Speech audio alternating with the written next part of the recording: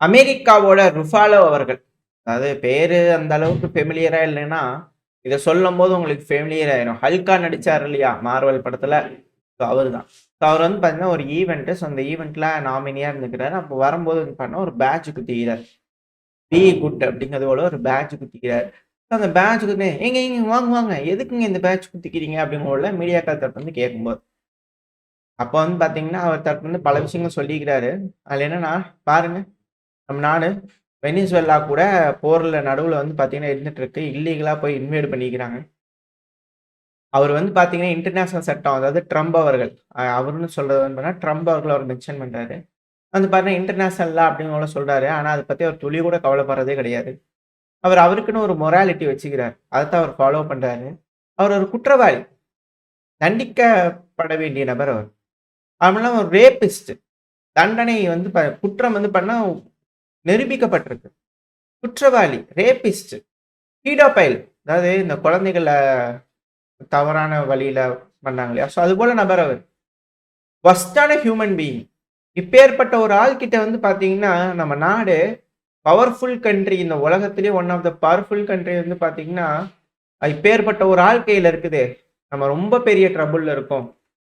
நம்ம தப்பான ஒரு ஆள் கிட்ட வந்து பார்த்தீங்கன்னா இருக்கோம். அதனால வந்து பி குட் அப்படிங்கிற பேட்ஜ குத்தி மக்களுக்கு ஒரு மெசேஜ் வந்து பார்த்தீங்கன்னா, அந்த நாமினி வாங்கக்கூடிய அந்த அவார்டு வாங்கக்கூடிய இடத்துல வந்து பண்ணா அவரோட மெசேஜ் வந்து பண்ணா பதிவு செஞ்சுக்கிறார். சில நபர்களுக்கு அப்படியே ஆத்திரங்கள் பொங்கி வருது. அமெரிக்கர்களுக்கே நரம்பு வெடிக்கும் போல தெரியுதே! இவரு செய்ற சேட்டைகள பார்த்தா. ஏன்னா, அ வாஷிங்டன் போஸ்ட் இருக்கு இல்லையா? ஸோ அவங்க வந்து ஒயிட் ஹவுஸ். ஸோ அவங்க வந்து பார்த்தீங்கன்னா, வாஷிங்டன் கேப்பிட்டல். ஸோ மீடியா இல்ல. அவங்களே ஒயிட் ஹவுஸே வந்து பார்த்தீங்கன்னா, அஃபிஷியலா ஒரு போஸ்ட் போட்டுருக்காங்க. ட்ரம்ப் அவர்கள் இருக்கிறார் இல்லையா? அவர் போய் விண்டோல எட்டி பார்க்கும்போது கிரீன்லாண்ட் தெரியுதாமா. ஸோ ட்ரம்ப் அவர்கள் எடுத்து கிரீன்லாண்ட தான் அங்கருந்து விண்டோ வழியா பார்க்குறாரு. அப்படின்னா கிரீன்லாண்ட தான் அவர் பார்க்குறாரா? அப்படின்ற கேள்விகள் இருக்கு இல்லையா? இப்ப வந்து பார்த்தீங்கன்னா, அதுக்கு நெறைய பேர் ஏகப்பட்ட கருத்துக்கள் இருக்கு. இப்ப எல்லா நாடுகளுக்கும் வந்து பார்த்தா த்ரிட்டன் வந்து பார்த்தீங்கன்னா, இவருனால வர ஆரம்பிச்சிருக்கு. ஸோ இது போல வந்து பார்த்தீங்கன்னா, அவரு ஹல்க் அவர்களே வந்து பார்த்தா கோவம் வந்து இது போல வேலைகள் செஞ்சுகிட்டு இருக்கிறாரு. இதுல என்னன்னா, இப்போ கிளீவ்லாண்டுன்னு சொல்ட்டு அமெரிக்கால ஒஹாயோ பகுதியில இருக்கக்கூடிய ஒரு பகுதி. அந்த இடத்துல 1000 வீடுகளுக்கு மேல கரண்ட் இல்லாம கஷ்டப்பட்டுட்டு இருக்காங்க. திடீர்னு வெடிச்சிருச்சு டிரான்ஸ்ஃபார்மர். கரண்ட் இல்லாம கஷ்டப்பட்டுட்டு இருக்காங்க அப்படிங்கிறது போல. அதாவது உக்ரைனுக்கு வந்து பார்த்தீங்கன்னா, இது போல உதிரி பாகங்கள் வேணும் வேணும்னு உலகத்தில இருக்கக்கூடிய இந்த உக்ரைனுக்கு உதவக்கூடிய நாடுகள் அப்படிங்கிறது போல மேற்கு நாடுகள் எல்லாத்தையும் எடுத்து எடுத்து குடுத்துட்டாங்க போல தெரியுது. இப்போ ஒரு இடத்துல ஒரு சின்ன டேமேஜ் ஆனா கூட அது சரி செய்யறதுக்கு உதிரி பாகங்களே இல்ல போல தெரியுது. ஸோ அதனால இத எப்படி ரெடி பண்ண போறாங்க அப்படிங்கிறது தெரியல. ஆனா இவங்க இவங்க நாட்டுக்குள்ளேயே ஏகப்பட்ட பிரச்சனைகள் இருக்கு. இங்கேயே ஏகப்பட்ட சிக்கல்கள் இருக்கு. இவங்களே அவங்களோட சிட்டிசன்ஸ் எல்லாம் கொண்டாடுறாங்க. அதுபோல வேலைகள் நடந்துட்டு இருக்கு. ஆனா தேவதூதர் தேவர்களோட அருள வாங்கி தான் செஞ்சுட்டு இருக்காரு அப்படிங்கிறத ஹல்க் அவர் மறந்துட்டார் போல தெரியுது. தேவரோட ஆட்சியில இருக்கக்கூடிய நாட்டுல இருந்துட்டு, அவர பத்தியே தப்பா பேசலாமா ஹல்க் அவர்களே? படத்துல தான் நீங்க ஹல்க்கு. புரிஞ்சுக்கங்க. ரியல் லைஃப்ல அவரு தான் ஹல்க்கு. அப்படிங்கிறதுல பலரோட கருத்துக்கள் இருக்கு. பார்ப்போம் என்ன பண்ண போறாரு அப்படிங்கிற ட்ரம்ப் அவர்கள் அவர. சரி ஓகே. மெயினான விஷயம் என்னன்னா, இப்போ இந்த சமயத்துல வந்து பார்த்தீங்கன்னா, ஈரான் மேல குற்றச்சாட்டுகள் வர ஆரம்பிச்சிருக்கு. 2000 பேத்த வந்து பார்த்தீங்கன்னா, ஈரானோட அஃபிஷியல்ஸ் இந்த புரொட்டஸ்ட்ல வந்து பண்ண கொன்னுட்டாங்க. புரொட்டஸ்ட்ன்னு கிடையாதுங்க. மேற்கு மீடியாக்கள் இத புரொட்டஸ்ட்ன்னு சொல்றாங்க. ஈரான் வந்து பார்த்தீங்கன்னா ரயட்ல ஈடுபட்ட நபர்கள் வந்து பார்த்தீங்கன்னா இறந்திருக்கிறாங்க அப்படின்னு கூட சொல்றாங்க. ஆனா 2000 பேர்கிட்டலாம் சொல்லல. ஆனாலும் இதுல என்ன ஒரு கேள்வி, கரெக்ட்டான கேள்விய கேட்கணுங்க நீங்க அப்படிங்கிறது போல பல நபர்கள் சொல்லிட்டு இருக்காங்க. அதாவது ஈரானுக்கு ஆதரவா பேசக்கூடிய நபர்கள் வந்து என்ன சொல்றாங்க அப்படின்னா, ஈரான் கொலை பண்றாங்க நார்மலா. இது போல வம்பு பண்றவங்கள கொலை பண்றாங்க. நாட்டுல புரொட்டஸ்ட் பண்றவங்கன்னே வச்சுக்குவோம். இப்ப அப்படி கொலை பண்றாங்க அப்படின்னா, புரொட்டஸ்டர்ஸ் இறக்குறாங்க அப்படின்னா, அதெல்லாம் மறைக்க பார்ப்பாங்களா? ஓப்பனா வந்து பார்த்தீங்கன்னா, வீதியில போட்டு இவங்களலாம் சுட்டு போட்டு வச்சிருக்கோம். வந்து தூக்கிட்டு போங்க அப்படிங்கிறது போல ரோட்ல போட்டு வைப்பாங்களா? இப்ப இது போல செய்றாங்க அப்படின்னா, ஈரான் செய்றாங்க அப்படின்னா, மக்கள் இன்னும் வெகுண்டெழுந்து புரொட்டஸ்ட் தானே பண்ணுவாங்க. கோவமா தானே இருப்பாங்க. எப்படி ப்ரோ ரெஜிம்க்கான புரொட்டஸ்ட் நடக்குவாங்க? மக்கள் மத்தியில ஆளக்கூடிய அரசாங்கத்துக்கு எதிரா தானே இருக்கும் அப்படிங்கிற கேள்வி. அதான் அங்க இருக்கக்கூடிய மசூதிகள அக்ராட்சி அவர்கள் சொன்னார் இல்லையா? ஃபாரின் மினிஸ்டர் அதுபோல தான். மசூதிகள வந்து பார்த்தீங்கன்னா, பலதையும் சேதப்படுத்திக்கிறாங்க, எரிச்சுக்கிறாங்க. ஸோ இது போல வீடியோக்கள். இவன் இத பண்ணவன், இவன் இத பண்ணவன்றது போல ரிலீஸ் பண்ணிட்டுருக்காங்க. அவன எப்படி படுக்க போட்டு வச்சுக்கிறோம் பார்த்துக்கங்க அப்படிங்கிறது போல. ஆக்சுவலா அங்க இருக்கிற இப்ப இறந்தவங்கலாம் வந்து பார்த்தீங்கன்னா, பெருமளவுல மொசாடுக்கு ஆதரவான நபர்கள். இல்ல மேற்குக்கு ஆதரவான நபர்களா இருக்கலாம். ஸோ அந்த வன்முறையில ஈடுபட்டவங்கள வந்து பார்த்தீங்கன்னா, இது போல செஞ்சுக்கிறாங்க அப்படிங்கிறது போல ஈரான் தரப்புல ஆதரவா இருக்கிறவங்க பேசிட்டு இருக்கிறாங்க. மக்கள் அத ஒண்ணும் பெருசா கண்டுக்கிற மாரி இல்ல. அதனால தான் வந்து பார்த்தீங்கன்னா, புரொட்டஸ்டும் இல்ல. மக்கள் முன்னாடி அந்த சடலங்கள வந்து பார்த்தீங்கன்னா, ஓப்பனா வீதியில வந்து பார்த்தீங்கன்னா போட்டு வச்சிருக்காங்க ஈரான். இல்ல இவங்கலாம் செத்து கிடக்குறாங்க. யாராவது இருந்தா வந்து தூக்கிட்டு போங்க அப்படிங்கிற ரிலேட்டிவ்ஸ்க்கு போட்டு வச்சுக்கிறாங்க அப்படிங்கிறது போல சொல்றாங்க.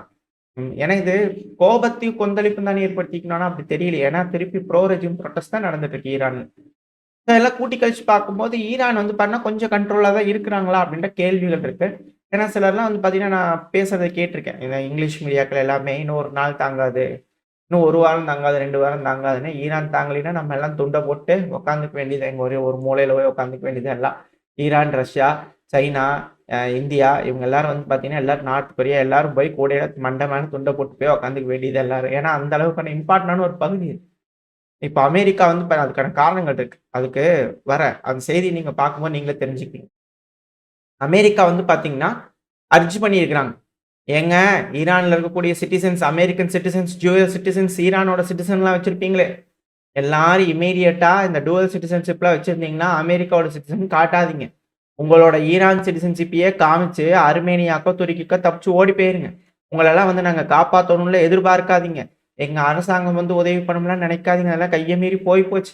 அதனால தயவு செஞ்சு லீவ் ஈரான் இம்மீடியட்லி அப்படிங்கிறதுல வந்து பார்த்தீங்கன்னா, பயங்கரமான ஒரு அலர்ட் தொடர்ந்து வந்துகிட்டே இருக்கு. அமெரிக்கா தரப்புலருந்து ஒருத்தங்க மாத்தி ஒருத்தங்க குடுத்துக்கிட்டே இருக்காங்க.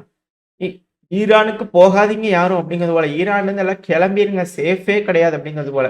அதுவும் அர்மேனியா இல்ல துருக்கியே தப்பிச்சு ஓடி போயிருங்க அப்படிங்கிறது போல பண்ணா வார்னிங் குடுத்துக்கிட்டு இருக்காங்க. இது ரொம்ப மோசமான ஒரு சூழ்நிலை அந்த பகுதியில வந்துட்டு இருக்கு. இதுல என்னன்னா, அமெரிக்காவோட தற்போதைய ஆண்டு கொண்டிருக்கக்கூடிய டொனால்டு ட்ரம்ப் அவர்கள், தேவதூதர் அவர்கள் இருக்கிறார் இல்லையா? அவருக்கு இந்த செய்தி வந்து பார்த்தீங்கன்னா, அவரோட இளம் வயதிலே வந்து பார்த்தீங்கன்னா கிடைச்சிருக்கும் போல தெரியுது. இது போல கொடுங்கோல் ஆட்சி ஈரான்ல நடக்குது. நீ பெரியவனாயி அங்க போயி, உன்கிட்ட ஆட்சி அதிகாரம் கிடைக்கும் போய், ஈரான்ல வந்து லிபரேட் பண்ணி, நல்வழிப்படுத்து அப்படிங்கிற போல தேவர்கள் வந்து அந்த டைம்லயே காதுல ஓதியிருப்பாங்க போல தெரியுது. 1980களிலே கிடைச்ச செய்திய வந்து பண்ணா ட்ரம்ப் அவர்கள் இன்னைக்கு தான் எக்ஸிக்யூட் பண்றாரு தேவதூதர். ஏன்னா, அவரோட 34 வயசுலயே வந்து பார்த்தீங்கன்னா சொல்லிக்கிறாரு. அதெல்லாம் இப்ப திருப்பி வந்து பண்ண சர்க்குலேட் ஆயிட்டு இருக்கு. அதாவது நம்ம அரசாங்கம் இருக்குல்ல, அவங்களுக்கெல்லாம் என்னன்னு தெரியல. அவங்கலாம் வந்து பார்த்தீங்கன்னா, இம்மீடியட்டா ஈரான் அடிச்சு அப்பவே அங்க இருக்கிற ஆயில்லாம் எடுத்துரும். ஏன் அப்படி பண்ணலன்னு தெரியல. அது ரொம்ப ரொம்ப முட்டாள்தனம். அது அப்பவே செஞ்சிரணும். ஏன் தெரியுங்களா? அப்ப அப்ப அந்த டைம்லலாம் வந்து பார்த்தீங்கன்னா, ஈரான் அடிச்சது ரொம்ப ஈஸி. உலகத்துலலாம் வந்து பார்த்தா எதுவும் பெருசாலாம் எந்த ஒரு அஃபெக்ட்டும்லாம் ஆயிருக்காது. நான் ரொம்ப டிசப்பாயிண்டடா இருக்கேன். எப்போ 1980களிலே 34 வயசா இருக்கக்கூடிய டொனால்ட் ட்ரம்ப் அவர்களே அப்செட்டா இருக்கிறார். நம்ம அரசாங்கம் ஏன் ஈரான் இன்னும் அடிச்சு ஆயில் எடுக்கல? எடுத்திருந்தாங்கன்னா இந்நேரத்துக்கு ஆயில் ரிச் நாடா மாறியிருப்போம். எவன்கிட்டயும் நிக்கணும்னு நீடு கிடையாது நம்ம. அப்பவே இத செஞ்சிருக்கணும் நம்ம. அப்படிங்கிற பண்ணா டொனால்டு ட்ரம்ப் அவர்கள் அன்னைக்கு ஃபீல் பண்ணிக்கிறாரு. அன்னைக்கே ஆர்டர் கிடைச்சிருக்குது தேவர்கள் கிட்ட இருந்து. இன்னைக்கு தேவ தூதன் அத செஞ்சுகிட்டு இருக்கான். அவ்வளவுதான். மத்தபடி இல்ல. நாட்டுக்கு நல்லது அப்படின்னா செய்யலாம் அப்படிங்கிற போல நெறைய விஷயங்கள் நடக்குது அமெரிக்கால. இந்த பதிவு எப்படி இருந்துச்சு உங்களுக்கு பிடிச்சிருக்கா? பிடிச்சுனா லைக் பண்ணிட்டு உங்க ஃப்ரெண்ட்ஸ் நம்மள்ட்ட ஷேர் பண்ணிக்கோங்க. அது கூடவே மறக்காம நம்ம சேனல சப்ஸ்கிரைப் பண்ணலாம். மறக்காம சப்ஸ்கிரைப் பண்ணிக்கோங்க. அப்பதான் நம்ம போடக்கூடிய வீடியோக்கள மதிச்சு YouTube 4 பேத்துக்கு ப்ரமோட் பண்ணும். உங்களோட அன்பாதரவு எப்ப எனக்கு கொண்ட நம்பிக்கையில இந்த பையன் நான் முடிச்சுக்கலாம். இந்த பதிவு நல்லா இருக்கும்னு நம்பிக்கையில அடுத்த பதிவு சந்திக்கலாம். வரைக்கும் ஸ்டே சேஃப். பை.